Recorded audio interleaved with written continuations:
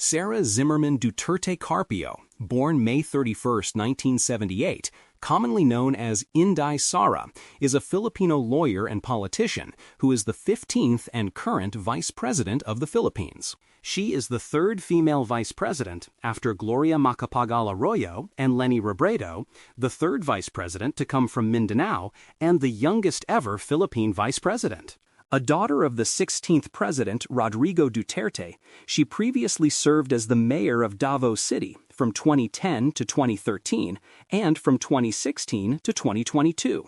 She was also Davao City's vice mayor from 2007 to 2010. Duterte graduated from San Pedro College, initially aiming to pursue a medical career. She attended classes in the College of Law of San Beda College and eventually graduated in San Sebastian College, Recoletos. She was elected as Davao City's vice mayor in 2007, before eventually being elected as the city's mayor from 2010 until 2013, succeeding her father and becoming the youngest and the first female mayor of the city. After her first term ended, she took a brief hiatus, returning to politics in 2016 after being elected again as Davao City mayor and was re-elected in 2019. During her second stint as mayor, she initiated the Biyaheng DO30 and Peace 911 programs in the city, as well as overseeing the city government's COVID-19 pandemic response. Duterte was also an influential figure in national politics during her father's presidency, forming alliances with several political parties and playing a key role in the ouster of Pantaleon Alvarez as the Speaker of the House of Representatives in 2018.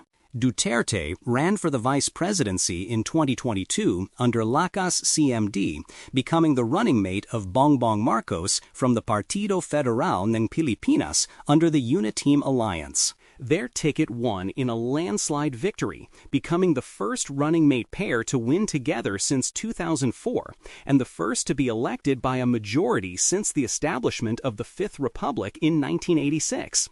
Duterte became the vice president on June 30, 2022, and was inaugurated 11 days earlier in Davao City.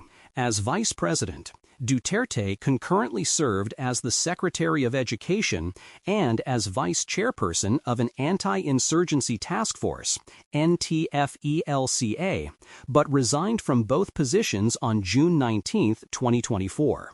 Despite her initial electoral alliance with Marcos, political observers have noted her increasing absence from public appearances with the president, correlating with a growing rift in the Marcos and Duterte political families. By late August 2024, she has openly admitted her regret to supporting Marcos in the presidential election, while Marcos himself later acknowledged that they have not spoken to each other since she handed in her resignation.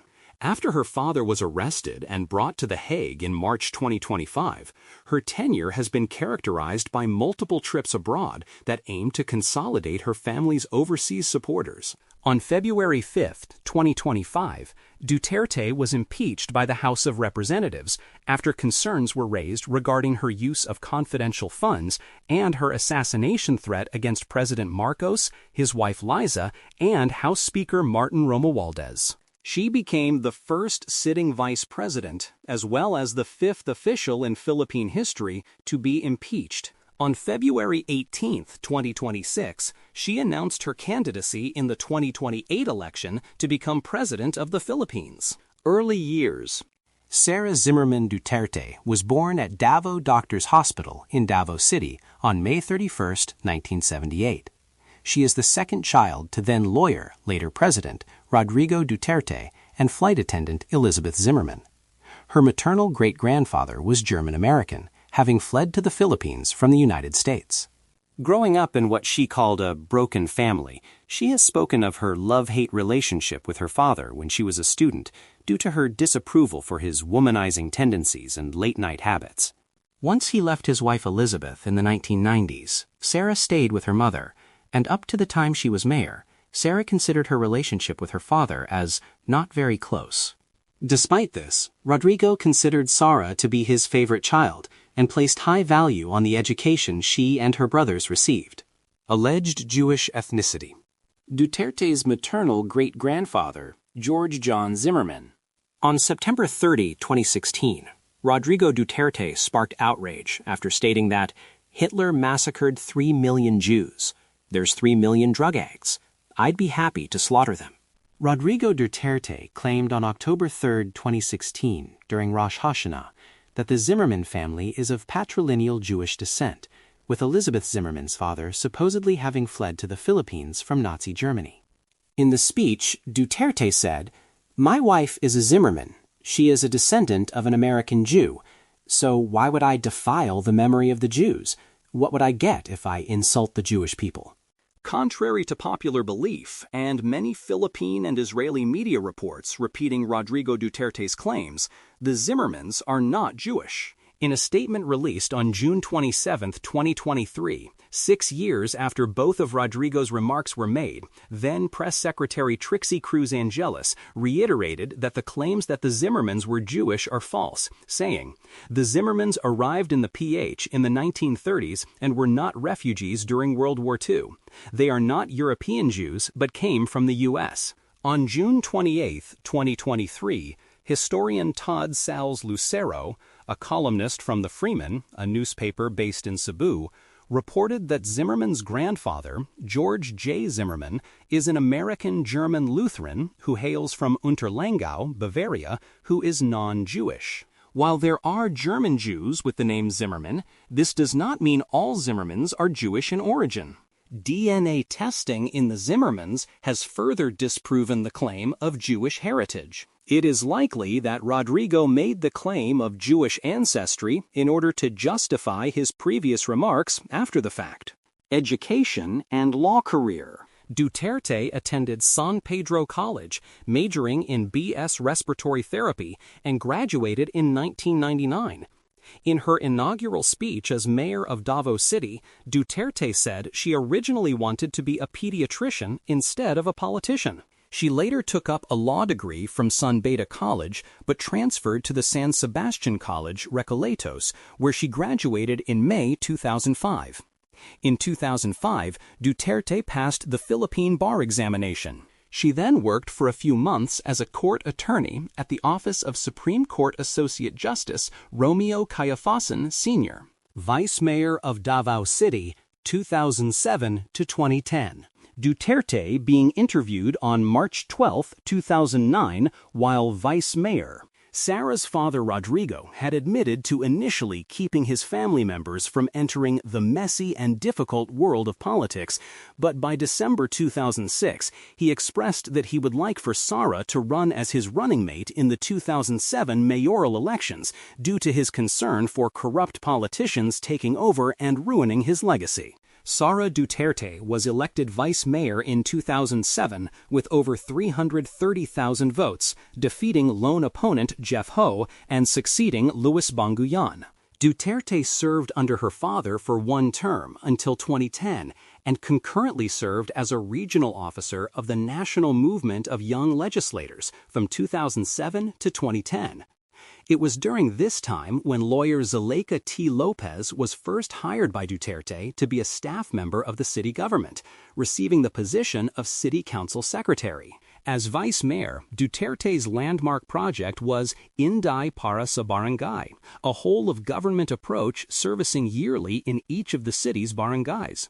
It was later called the Caravan of Government Services when she transferred it to the office of the city mayor. First term as mayor of Davao City, 2010 to 2013. In 2010, Duterte was elected mayor, becoming the first female mayor of the city, as well as being the youngest to have been elected, as she turned 32 years old just weeks after being proclaimed winner. She won over House Speaker Prospero Nograles, her father's political rival, in a lead of 200,000 votes in the 2010 elections. Nograles earlier filed a protest at the Commission on Elections in Manila, questioning the results, stating that there was a conspiracy of local poll officials. Vowing to be useful and to serve the country at all times, she assumed the post that her father, Rodrigo, held for over 20 years. After Duterte appointed Zuleika T. Lopez as city administrator a few days into her term, her decision was challenged by the city council, led by Rodrigo, then the vice mayor of Davao, who argued that Lopez was unqualified for the position. In response, Sara withdrew her request for the council's concurrence in Lopez's appointment and threatened to halt City Hall's engagements with the City Council, stating that the council should learn to respect her office as mayor. During her first term, she also served as officer in the National Executive Board of the League of Cities Philippines from 2010 to 2013. On December 2, 2010, President Benigno Aquino III appointed her as chairperson of the Regional Development Council, RDC, Region 11. She was the first woman to hold the position and the first to be appointed from the government sector since the reorganization of the council in 1986. As chairperson, she saw the growth of Davao Region's gross regional domestic product from 3.9% in 2011 to 7.1% in 2012. On July 1, 2011, Duterte gained national attention when she punched Abe Andres, a Davao City regional trial court sheriff, over the demolition of shanties in Barangay Capitan Tomas Monteverde Sr., Agdao, Davao City. She had earlier asked the court and the demolition team to delay the demolition, but Andres refused her request and pushed through with the violent demolition, which made her furious. On July 11th, Sheriff's Confederation of the Philippines, Inc. filed a complaint against Duterte in connection to the incident. On June 28, 2012, almost a year after the incident, she publicly apologized to Andres and his family. By May 2022, Andres openly expressed his support for the Marcos Duterte electoral team. Policies. Duterte promoted the city as a tourism and investment destination, introducing the Davao Life is Here tagline to market the city in 2011. Interim years, 2013 to 2016. Duterte decided not to seek re-election in 2013 to give way to her father, Rodrigo. She also turned down her father's offer to run for representative of Davao City's 1st District. Second and third term as mayor of Davao City, 2016 to 2022. Sara Duterte, Center, filing her certificate of candidacy for mayor of Davao City, accompanied by his father, Mayor Rodrigo Duterte, left, and her husband, Mans Carpio, right. Duterte ran again for the mayoralty post for Davao City in the 2016 elections and won the position, succeeding her father for the second time. She had her older brother Paolo and later Bernard Alag as her vice mayors during this term. According to lawyer Salvador Pinello, Duterte had been reluctant in running for mayor, wishing to stay away from politics and instead continue her legal practice, but was eventually convinced by her father. In her first year back as mayor, the Davao City bombing took place on September 2, 2016, with Duterte's private nurse Cristia Bisnan, who accompanied Duterte during hospital checkups in July for her pregnancy with triplets, among the victims who perished. 3 days later, Duterte's doctor informed her that she had a miscarriage with 2 of her 3 fetuses, which she revealed during a speech on September 8, 2016. After her father won in the 2016 presidential election, Duterte launched the Tapang at Malasakit, lit Courage and Compassion, movement composed of Duterte supporters and allies on October 23, 2017. Duterte during Rizal Day 2018. On February 23, 2018, she launched a new regional party called Hugpong ng Pagbabago, HNP. The party was later approved on July 4, 2018, ahead of the 2019 general elections. HNP also stood as an electoral alliance, fielding candidates from different parties for the senatorial election. 9 out of 13 senatorial candidates won in the election. Following the creation of HNP, a feud began between Duterte and one of her father's allies, then House Speaker Pantaleon Alvarez, citing its formation as an example of the entrenchment of political dynasties in the country. In response, Duterte publicly berated Alvarez and alleged that he has been calling mayors in the Davao region to tag her as part of the opposition and brag about having the ability to impeach her father, all of which Alvarez denied. Duterte also remarked that the Philippines will be a better country if he is not speaker. Months later, Alvarez was unseated as the House Speaker in the 17th Congress, with former President and Pampanga 2nd District Representative Gloria Macapagal Arroyo taking his place. According to her father, she was behind the ousting of Alvarez as Speaker, stating that, honest to God, it was Inday who maneuvered it. She ran for re-election in the 2019 elections and was successful. Policies. During her second stint as mayor, Duterte initiated Biyaheng DO30, consisting of 30 projects addressing 10 priority sectors, which include education, health, poverty alleviation, infrastructure development, solid waste management and environment, agriculture, investment and tourism, traffic and transport management, disaster risk reduction and management, and peace and order. Duterte also established the Peace 911 program to address the local communist rebellion through a human-centered approach, bringing several government services to far-flung areas. The program was first implemented in the Paquibato district before being expanded to other barangays.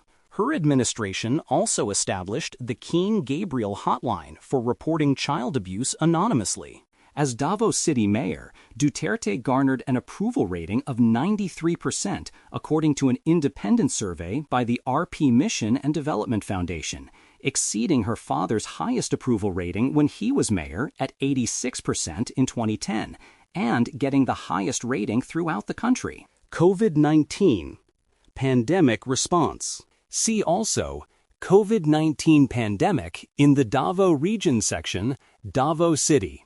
In early 2020, the COVID-19 pandemic reached the city.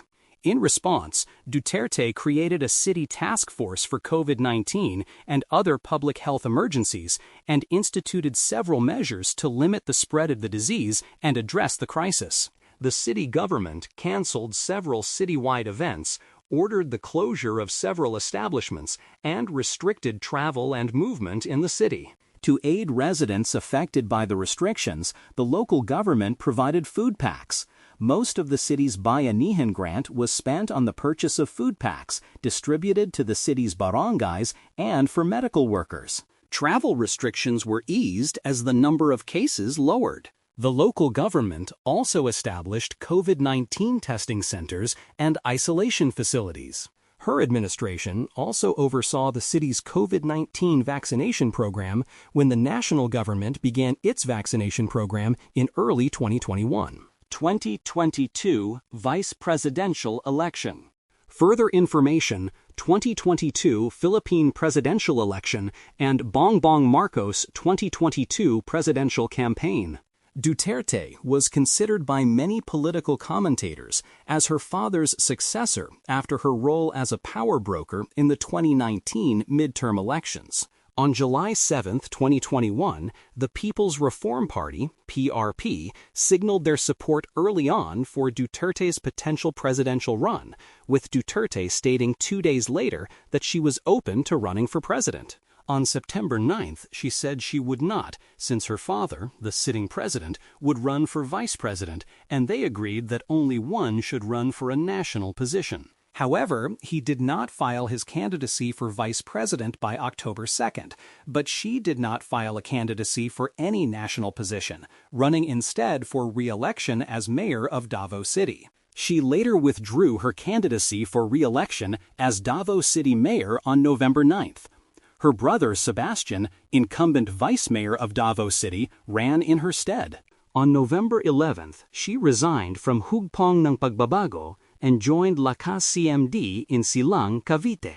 There, she sponsored the wedding of Jed Patricio and Gianna Revilla, the daughter of party chairman and Senator Bong Revilla. 6 days later, she became the chairperson of Lakas CMD, succeeding Revilla.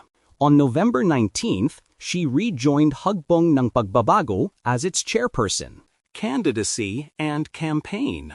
Marcos and Duterte with the Uniteam slate during their proclamation rally at the Philippine Arena on February 8, 2022. On November 13th, she filed her candidacy for Vice President of the Philippines under Lakas CMD for the 2022 Philippine Vice Presidential election. She said this was to meet her supporters halfway, who had been previously asking her to run for president, and credited Senator Amy Marcos with convincing her to run for the position. She was then adopted and endorsed by Partido Federal ng Pilipinas as the running mate of former Senator Bongbong Marcos, and soon afterwards was endorsed by the PRP. Their alliance was named Uniteam. Duterte became the vice president-elect, winning the election with 32,208,417 votes, with a margin of 22 million over her closest rival, Senator Francis Pangilinan. She became the first vice president to be elected by a majority since the 1986 elections, and the largest majority since 1969.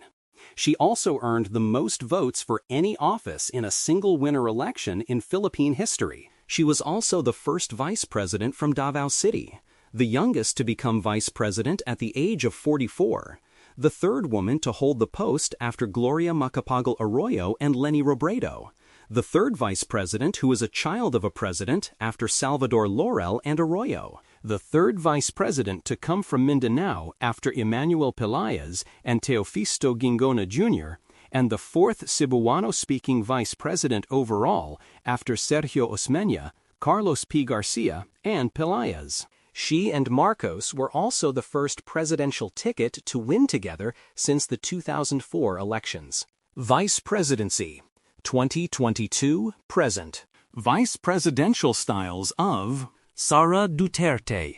Reference style: Her Excellency, the Honorable. Spoken style: Your Excellency. Alternative style: Madam Vice President. Before her inauguration, on May 11, 2022, Marcos announced that Duterte agreed to join his cabinet as Secretary of Education, although she earlier expressed interest in becoming the Secretary of National Defense. According to Duterte, she chose to become the Education Secretary instead to avoid intrigues about her loyalty to the administration. She was inaugurated in Davao City on June 19, 2022, but only officially started her term on June 30th in accordance with the Constitution. At her request, the oath-taking, which was the first in Mindanao for a vice president, was administered by Associate Justice Ramon Paul Hernando, her former professor at San Beda College of Law. Programs and policies. Duterte taking her oath of office before Associate Justice Ramon Paul Hernando in Davao City on June 19, 2022, with her parents Elizabeth Zimmerman and outgoing President Rodrigo Duterte as witnesses. Duterte with U.S. Vice President Kamala Harris in Manila on November 21, 2022. In her first day as the vice president, Duterte established satellite offices for the Office of the Vice President, OVP, in Cebu City, Dagupan, Davao City, Tacloban, Tandag, and Zamboanga City. The seat of the Office of the Vice President would then be transferred from Quezon City Reception House to Cybergate Plaza in Mandaluyong, which is closer to the headquarters of the Department of Education, DepEd, in Pasig, where she also held office as its secretary.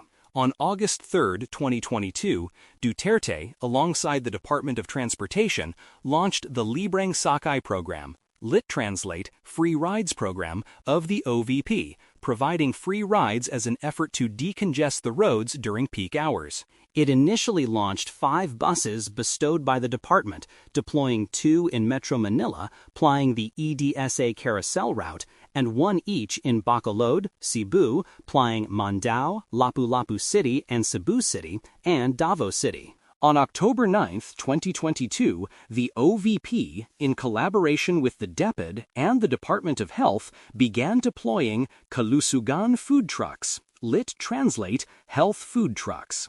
Health food trucks in select areas nationwide to address malnutrition among schoolchildren, wherein the trucks regularly stop at identified schools and institutions with malnutrition and hunger problems among children, with the project following a 120-day feeding program menu recommended by the DOH's National Nutrition Council. On March 9, 2023, Duterte launched the Mag Negosyo Today program, which aims to financially support women and LGBTQIA+ members alongside other marginalized sectors by facilitating a business-friendly environment and encouraging the growth of micro, small, and medium enterprises.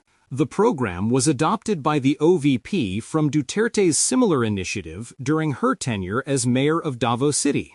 Following her designation as the co-vice chairperson of the National Task Force to End Local Communist Armed Conflict, NTFELCAC, on May 11, 2023, she issued a warning to communist rebels and said the rebels' so-called protracted war must end.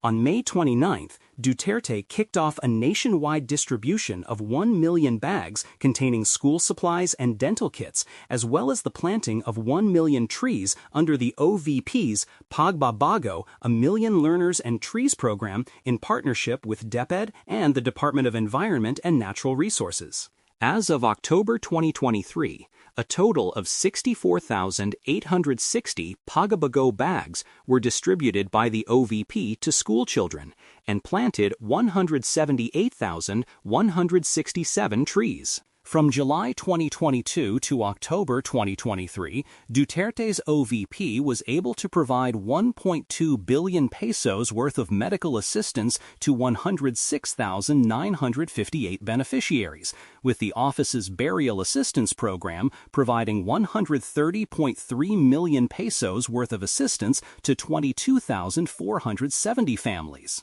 Within the same time period, the office's Libreng Sakay program served 523,263 commuters in Metro Manila, 89,605 commuters in Bacolod City, 60,409 commuters in Davao City, and 99,633 commuters in Cebu City. The OVP's Disaster Operations Center also conducted 162 relief operations and extended assistance worth 69.1 million pesos to 115,045 families in times of disasters and calamities. Foreign trips. Duterte with Japanese Prime Minister Fumio Kishida in Tokyo on September 26, 2022. Duterte visited Japan on September 26 to 27, 2022, as the Philippines' representative to the state funeral of former Prime Minister Shinzo Abe. During her visit, she conducted several education-related activities as she visited an elementary school in Japan and met with officials from the Ministry of Education, Culture, Sports, Science, and Technology. Duterte also met with several Japanese officials and paid a courtesy call on Japanese Prime Minister Fumio Kishida. In line with her duties as president of the Southeast Asian Ministers of Education Organization, Duterte visited Brunei in June 2023, wherein she met with the Crown Prince Al Muqtadi Billah, the Education Minister Romaiza Saleh, and some overseas Filipino workers. On June 13 to 14, Duterte visited Singapore, wherein she met with President Halima Yacob, Prime Minister Lee Hsien Loong, and other officials to discuss the strong bilateral relationship between both countries. Vice President Duterte also visited the Southeast Asian Ministers of Education Organization Regional Language Center. Duterte then paid an official visit to South Korea in September 2023 in order to serve as keynote speaker at the Global Education and Innovation Summit, where she spoke about the disruption caused by the pandemic as well as the uncertainties posed by the boom of artificial intelligence. Afterwards, she met with South Korean Deputy Prime Minister and Education Minister Lee Joo-ho to discuss opportunities for cooperation in learning advancements.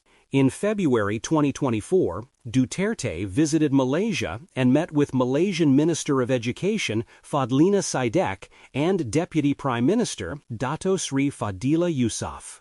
Secretary of Education 2022 to 2024. Duterte and her predecessor as Secretary of Education, Leonor Briones, during the turnover ceremony at the DepEd headquarters in Pasig. Duterte with Brunei Minister of Education Romaiza Saleh. As the concurrent education secretary, Duterte was responsible for planning further the transition to the resumption of mandatory face-to-face classes at all basic education schools in the Philippines, which was put on hold since 2020 due to the risks brought out by the COVID-19 pandemic for the school year 2022-2023. She issued her first department order, the Department Order Number 034, dated July 11, 2022, wherein schools may either opt for 5-day in-person classes or blended modality from the opening of classes on August 22nd to October 31st, before shifting to mandatory in-person classes, observing physical distancing when necessary by November 2nd onwards. She also declared that school uniforms and vaccination among students would be optional for the upcoming school year.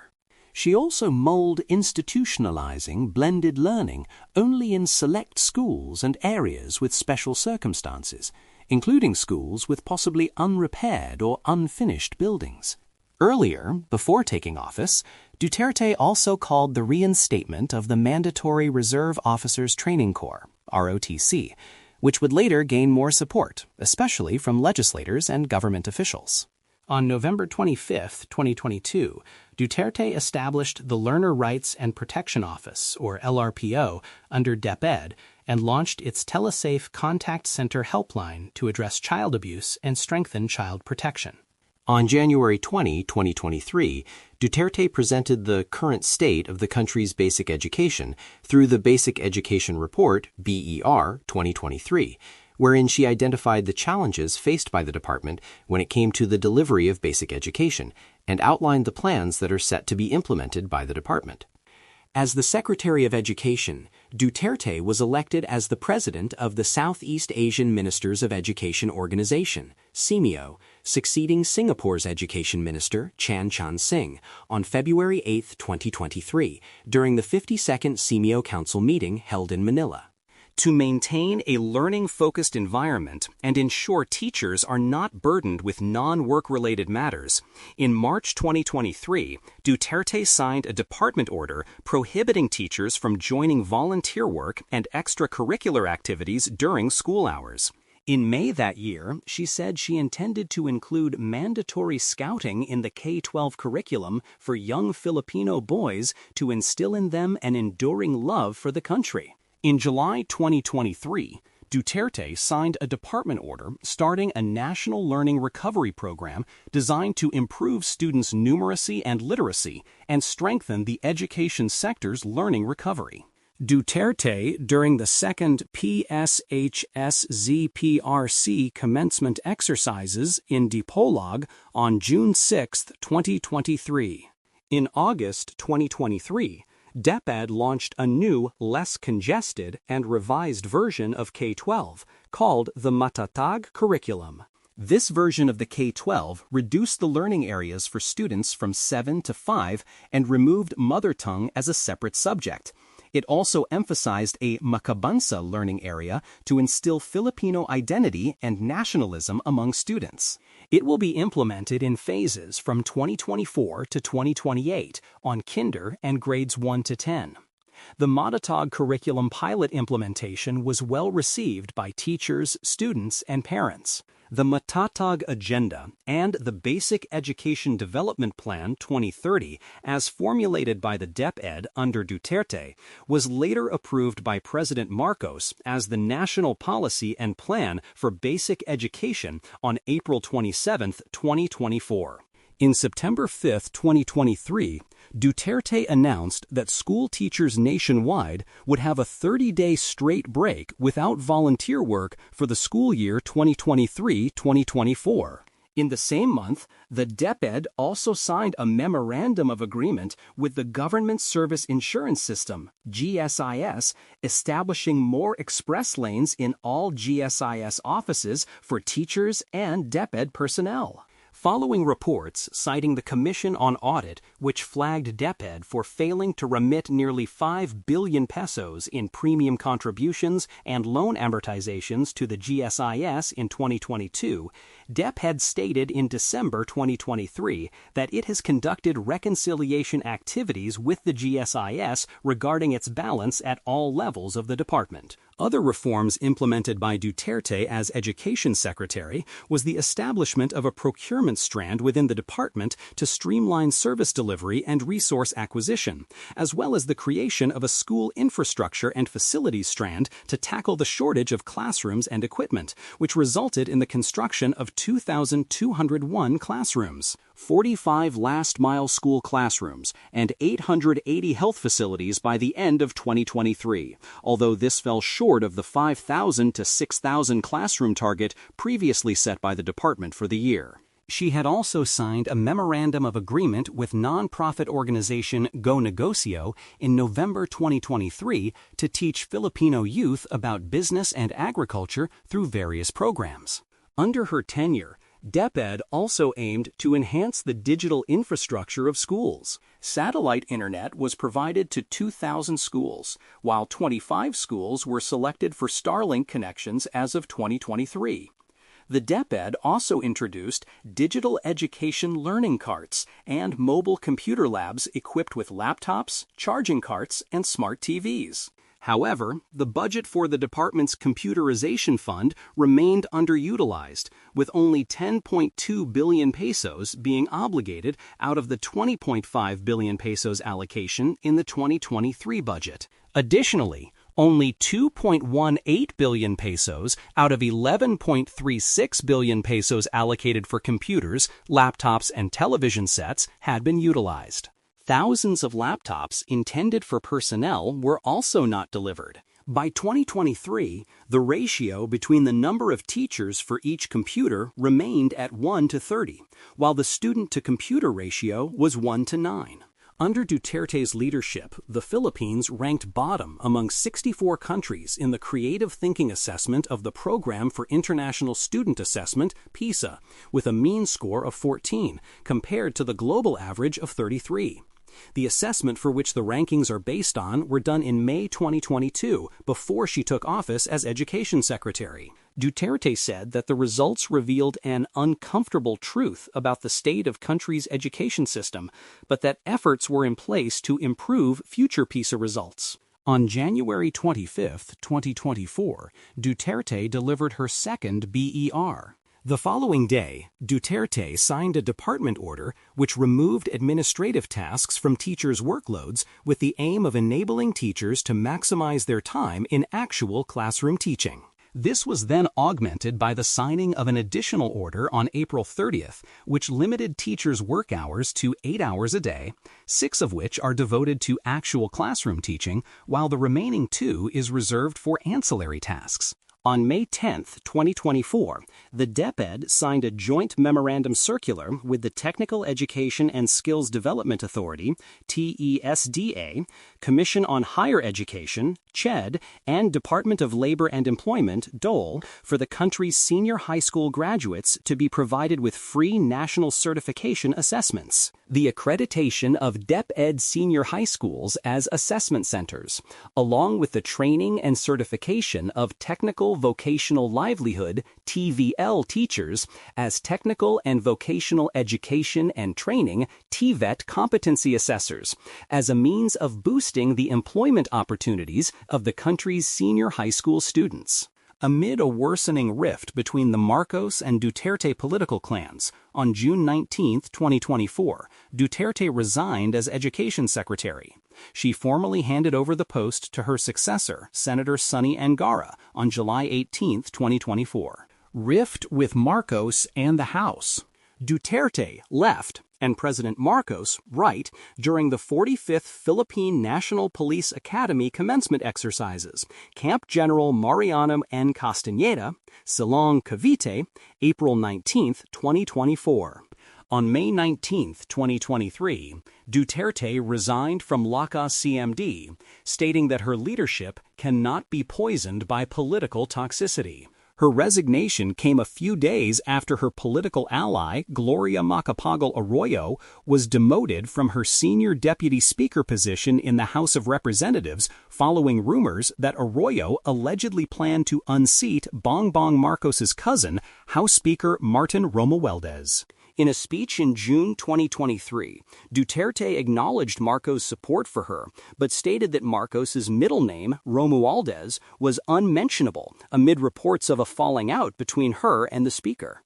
Duterte's relationship with the House worsened when her office's, as well as the Education Department's, use of confidential funds was questioned by the Philippine House Committee on Appropriations and the Philippine Senate Committee on Finance. The House would later remove her requested confidential funds from the proposed 2024 budget, while Duterte later rescinded her request for confidential funds, citing their divisiveness. In January 2024, former Senator Antonio Trillanes claimed that Duterte was included as a secondary respondent in a crime against humanity case pending before the International Criminal Court, ICC. Arturo Lascañas, a retired police officer in Davao City, implicated Duterte as having had a role in extrajudicial killings, EJKs, after succeeding her father, Rodrigo Duterte, to become Davao City mayor in 2010.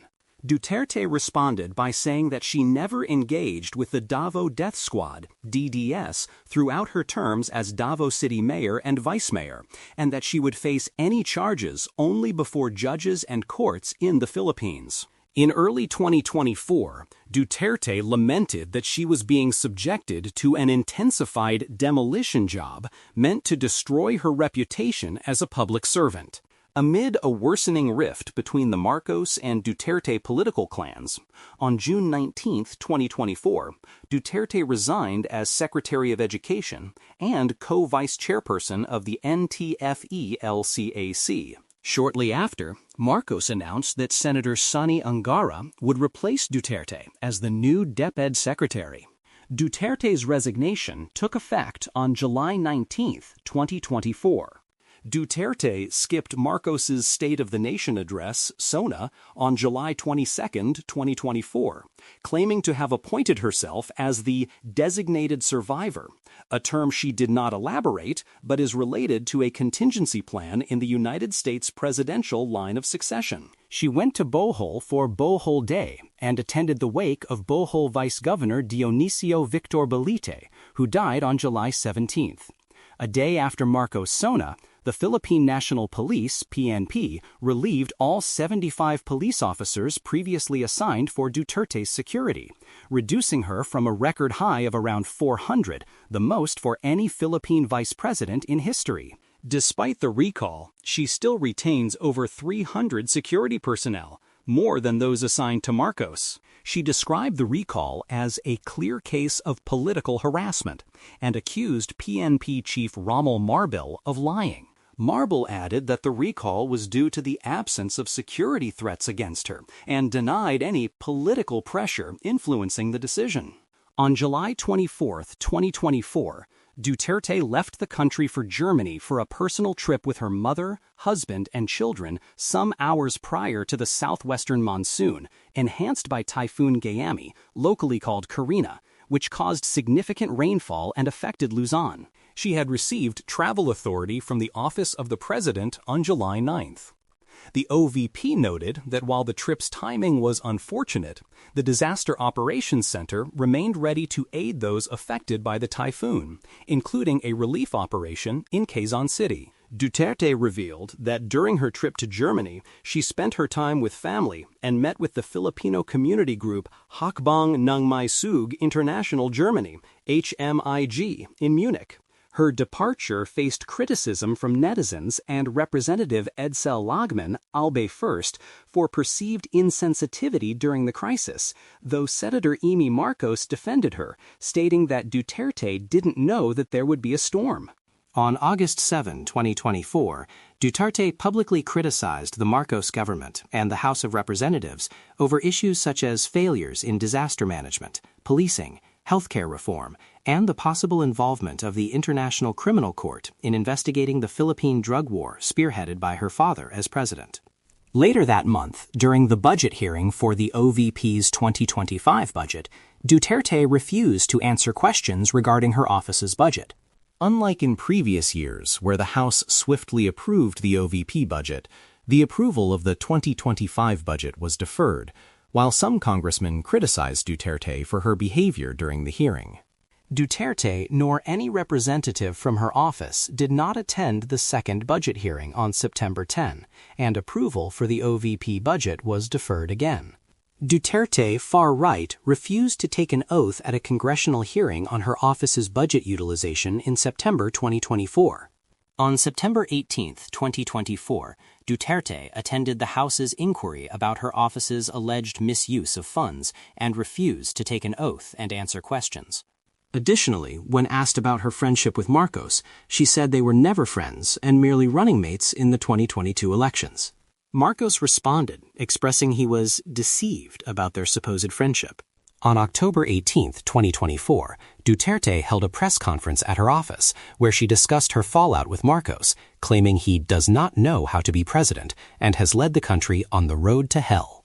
She also revealed that she once told Senator Amy Marcos that if attacks against her persisted, she would exhume former President Ferdinand Marcos's remains and discard them in the West Philippine Sea. "Don't worry for my security, ma'am, because I have already talked to someone. I said to him, if I get killed, kill BBM, Liza Araneta, and Martin Romualdez. No joke, no joke. I already instructed someone, ma'am. If I die, I said, do not stop, all right, as long as you have yet to kill them. And then he said yes." Duterte's response to a vlogger's concern for her safety and question on how to remedy alleged government criminality, November 2024. The lower chamber's probe against Duterte and her office's alleged misuse of funds continued by November 2024. Several of Duterte's staff were cited in contempt for refusing to attend these hearings. On the sixth hearing, Duterte's chief of staff, Zuleika T. Lopez, was cited in contempt for undue interference. She would later be detained at a detention facility within the Batasang Pambansa complex. Duterte stayed with Lopez overnight on November 21st and 22nd, despite only being allowed by the House to visit Lopez and not stay with her for the duration of her detainment. When Lopez was due to be transferred on the evening of November 22 by House authorities to the Correctional Institution for Women, Duterte obstructed the proceeding and stayed in the room where Lopez is detained, after which Lopez initiated a midnight press conference through Zoom. Threat to assassinate Marcos. In the early morning of November 23rd, Duterte made an expletive-laden tirade against the Marcos administration during Lopez's press conference, wherein she claimed to have spoken with a contract killer to target President Marcos, his wife Liza, and House Speaker Romualdez in the event of her assassination. She made the claim in response to a vlogger's question over her security. Later that day, the administration deemed her threat against the president to be clear and unequivocal, and thus treated as an active threat against the government. Duterte later clarified that her remarks were not serious threats, but rather a reflection of her fear for her personal safety after hearing threats against her.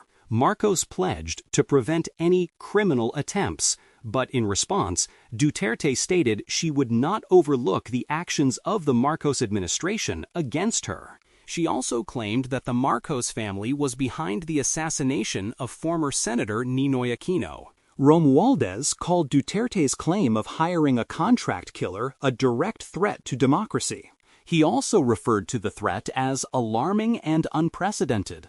On November 26, 2024, the National Bureau of Investigation issued a subpoena to Duterte regarding her alleged assassination threat, which she eventually ignored. Confidential funds controversy. In 2022 and 2023, Duterte made use of confidential and intelligence funds for both the OVP and DepEd. The OVP under her predecessor did not make use of confidential funds. According to Duterte's chief of staff, due to the OVP's compartmentalized structure, she handled her confidential funds in direct coordination with her office's special disbursing officer, Gina F. Acosta, without any intermediary. In 2022, the OVP had requested 250 million pesos, although only half, 125 million pesos, was granted. The report of the Commission on Audit, COA, later revealed that the entire fund was spent within 11 days. COA has also issued a notice of disallowance on the 73 million pesos worth of such confidential funds in 2022. In 2023, the OVP was the fourth highest spender of confidential funds, spending a total of 375 million pesos within the year, more than the combined total of confidential funds from the National Intelligence Coordinating Agency, National Security Council, and the National Bureau of Investigation. During the plenary deliberations for the 2024 national budget in September 2023, Duterte requested Congress for confidential and intelligence funds worth 500 million pesos for the OVP and 150 million pesos for the DepEd. DepEd defended the use of confidential funds, stating that it was for gathering information and intelligence. The request would later be scrutinized by both chambers of Congress. Duterte dismissed claims that these funds were used inappropriately. She also defended the use of confidential funds and branded critics against it as enemies of peace and the nation. In November 2023, Duterte eventually dropped both of her requests for confidential funds in response to the request being divisive. In 2024, the lower chamber's Committee on Good Government and Public Accountability started investigations against the vice president's alleged misuse of funds after the approval of the 2025 OVP budget was deferred. On September 25th, a former DepEd undersecretary alleged that Duterte gave out cash gifts worth $50,000 monthly. Later on, another former official also came forward, claiming that they received similar envelopes, but had stopped by late 2023, around the same time the issue of confidential funds was raised. By November 2024, acknowledgement receipts from her offices submitted to the COA were revealed. Several lawmakers have expressed their doubts on the authenticity of the receipts, highlighting irregularities such as uncommon and allegedly fictitious names, as well as discrepancies in the dates and signatures. Duterte claimed that she has not seen the receipts. On December 9, 2024, the Philippine Statistics Authority reported that the names of 60% of the 677 individuals that were named as recipients of confidential funds from DepEd had no records in the National Civil Registry. On December 5, 2025, Commission on Audit released the 2024 audit report that there were no findings of loss or wastage of government funds or property of the financial statements of Duterte as of December 31, 2024. Disbarment petition. Disbarred lawyer and presidential advisor for poverty alleviation, Larry Gaydon, has filed a disbarment complaint against Duterte over alleged assassination threats. Gaydon stated that President Marcos did not support the filing of the disbarment case against Duterte.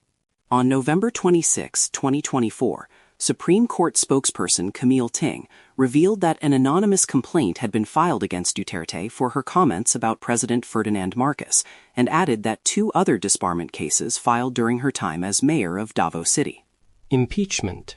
Main article: Impeachment of Sara Duterte.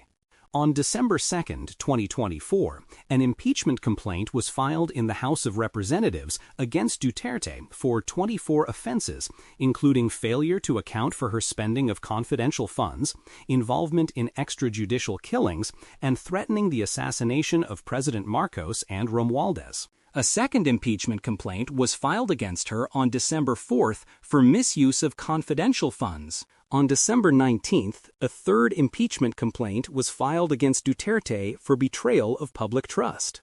Despite growing calls for Duterte's impeachment, Marcos has publicly voiced his opinion against impeaching her, calling it a storm in a teacup and considering the move inconsequential to the lives of Filipinos. Consequently, the Iglesia Ni Cristo on December 4th has announced that it plans to hold a rally to oppose the impeachment efforts, concurring with President Marcos' stance in November 2024 that efforts to remove Duterte from office is unconstructive. On January 13, 2025, more than 1.5 million INC members went to the National Rally for Peace at the Quirino Grandstand in Manila. 12 other sites also staged the rally across the country. On February 5, 2025, the House of Representatives consolidated the 3 filed complaints into one complaint and voted to impeach Duterte on charges that include corruption, plotting to assassinate President Marcos, involvement in extrajudicial killings, and incitement to insurrection and public disorder. The measure passed after 215 lawmakers voted in favor, significantly above the minimum 102 votes needed in the chamber. Although the verified complaint was immediately submitted to the Senate within the same day, Senate President Francis Escudero was noted to have taken a controversial interpretation of the constitutional term forthwith in holding an impeachment trial in the Senate, delaying the potential start of the trial to June when congressional sessions are resumed. On June 10, 2025, the Senate convened as an impeachment court, but soon remanded the complaint back to the House of Representatives, requesting that the latter first confirm the impeachment's constitutionality and that it ask the then upcoming 20th Congress if it was willing to continue the impeachment. A day later, the House adopted a resolution affirming that their impeachment complaint did not violate the Constitution and carried a motion deferring its acceptance of the remanded impeachment articles. The Supreme Court later unanimously nullified the complaint on July 25, 2025, ruling that it was unconstitutional for alleged procedural issues and not allowing Duterte to defend herself when the impeachment was filed. The decision, as written by Justice Marvick Leonen, has been heavily criticized by legal experts and former Supreme Court justices due to a conspicuous factual error and the addition of criteria for impeachment, warning that the latter would effectively make the future filing of impeachment complaints against government officials more difficult. Due to constitutional restrictions, no further impeachment complaint can be filed against Duterte until February 6, 2026, 1 year after her impeachment. On August 4, 2025, the House of Representatives filed a motion for reconsideration to the Supreme Court regarding its ruling, which was upheld in January 2026. Despite the motion, the Senate voted to archive Duterte's impeachment on August 6, 2025, with Escudero arguing that the case can be revived when the Supreme Court reverses its initial decision. On February 2, 2026, 2 new impeachment complaints were filed against Duterte in the House of Representatives on charges of betrayal of public trust in the usage of confidential funds. Arrest of Rodrigo Duterte. Main article: Arrest of Rodrigo Duterte. Duterte addresses supporters at Malieveld in The Hague, Netherlands, on March 23, 2025, calling for her father's release and return to the Philippines. Vice President Sara Duterte, first to the right, during her visit of former President Rodrigo Duterte on August 27, 2025. On March 11, 2025, Sara's father, former Philippine President Rodrigo Duterte, was arrested in Manila on the basis of an International Criminal Court (ICC) warrant charging him with crimes against humanity. Sara Duterte released a statement that her father's detention was a blatant affront to our sovereignty and an insult to every Filipino who believes in our nation's independence. Shortly after 11 p.m., PHT TUTC plus 8 o'clock, a government-chartered private jet carrying Duterte along with his legal counsel, Salvador Medialdia, departed from Ninoy Aquino International Airport. Minutes after, President Bongbong Marcos held a televised press conference where he revealed that the flight would eventually continue to The Hague in the Netherlands, where Duterte was set to be arraigned for the indictment on charges of crimes against humanity at the ICC. The following morning, Sara Duterte herself departed Manila for Amsterdam to support her father. On March 14, 2025, Duterte publicly disclosed that she would not return to Philippines for an unspecified period, stating that she would focus on forming her father's legal team. The next day, Duterte stated that she would not return to the Philippines until another family relative could arrive in the Netherlands to also ensure that her father would not be left alone. On April 7, 2025, she returned to the Philippines after a month of being with her detained father. 2 weeks later, Sara Duterte formally endorsed Ime Marcos and Camille Villar in the Senate elections. 2028 presidential bid. Main article: Sara Duterte, 2028 presidential campaign. On February 18, 2026, Duterte officially declared her candidacy for president in 2028. Political positions. Moro conflict. After the Mamasapano clash between the Special Action Force (SAF) and Jamaah Islamiyah occurred in 2015 that led to the deaths of 44 SAF members, Duterte had her profile pictures on Facebook and Instagram set to memorial images that read, "Rest in peace SAF 44 inches," which lasted up to 2022. Communist conflict.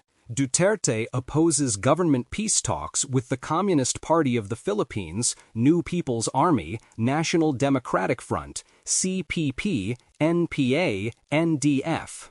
After the Marcos administration agreed to resume peace talks with the CPP, NPA, NDF in December 2023, she called the peace talks a pact with the devil, warning that the communist rebels were insincere in reaching a settlement with the government. Foreign issues. Duterte has been noted for not issuing explicit statements on the dispute between the Philippines and China in the South China Sea. She has declined to comment on the matter, instead deferring people to the Department of Foreign Affairs and the Department of National Defense when queried on such matters. For this, she received criticism by some officials, including by allies of Marcos in the House of Representatives and Philippine Coast Guard spokesperson for the West Philippine Sea, J. Terriella. However, Marcos defended Duterte, stating that it is not the role of the vice president or the Secretary of Education to talk about China. Apollo Quiboloy. Main article: Arrest of Apollo Quiboloy. Duterte has expressed support for religious leader and her father's ally, Apollo Quiboloy, who had been indicted by the FBI, sanctioned by the U.S. Magnitsky Act, and is the subject of various probes by the Philippine Senate and House of Representatives over allegations of sexual abuse and human trafficking, among other things. Duterte stated that the probes conducted by the Philippine Congress were unjust and violent and deprived Quiboloy of due process. Following the serving of arrest warrants of Quiboloy in June 2024, Duterte called for a just and humane law enforcement, following what she described as the use of excessive force by the police. On August 25, 2024, she condemned the gross abuse of police power involved in the Philippine National Police, PNP, executing an arrest warrant against Quiboloy at the Kingdom of Jesus Christ, KOJC compound in Davao City. She also expressed her regret in encouraging KOJC adherents to support her 2022 running mate, Bongbong Marcos. On August 30, 2024, Duterte visited the wake of a KOJC member who died from a heart attack while manning a watchtower during the first day of the police raid. 2 days later, Duterte attended the KOJC's 39th anniversary event at the compound, where she reiterated her support for the church organization and apology for supporting Marcos. Publications. Duterte wrote the children's book Isang Kaibigan, lit translate, A Friend, launched in November 2023. With her office proposing a budget of 10 million pesos for the distribution of 200,000 copies to public schools as part of the OVP's Pagbabago campaign, the book has gained controversy over the potential use of public funds to promote her own book and allegations of plagiarism due to similarities with Andy Runton's Oli. Just a Little Blue and the main character's similarities with canvas graphics. The OVP has asserted the originality and copyright registration of the book. While intended for educational purposes, critics argued that the book serves as a political tool to enhance Duterte's image, a notion she denied by highlighting the book's focus on children who are not yet eligible to vote. Duterte later announced that she will write another book, this time about a friend's betrayal. Personal life. Duterte with her father. Duterte met Manasseh Mance Carpio while she was attending San Beda College, now San Beda University. They married at the Santuario de San Antonio in Forbes Park, Makati on October 27, 2007. Although news reports have often mentioned that they have 3 children, Duterte had issued a statement in July 2024 mentioning that they have 4 children. Manasseh, a nephew of Ombudsman Conchita Carpio Morales and Supreme Court Senior Associate Justice Antonio Carpio, is a legal counsel for Lapangate Foods Corporation. Duterte is also a fan of Korean dramas. She previously hosted television programs like Una Kabayi and Biyaheng Do30 on GMA Davao, a local station of GMA Network.